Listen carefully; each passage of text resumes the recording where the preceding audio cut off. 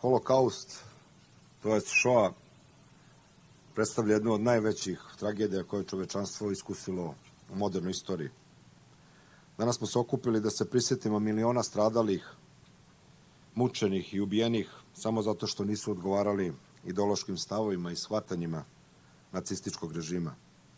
Jevreji, Sloveni, Romi, politički disidenti i drugi bili su žrtve destruktivne ideologije koja je zauvek ostavila tamnu senku nad istorijom Evrope, ali i čitavog čovečanstva. Pre 80 godina sovjetske snage su zaustavile nacističku fabriku smrti u logoru Auschwitz.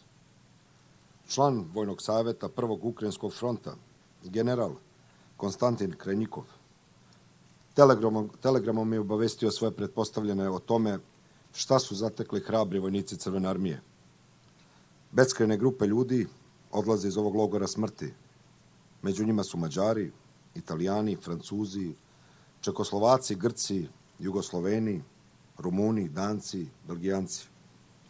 Svi izgledaju izuzetno iznemoglo, sedi starci i mladići, majke sa odojčadima i adolescenti, gotovo svi polugoli.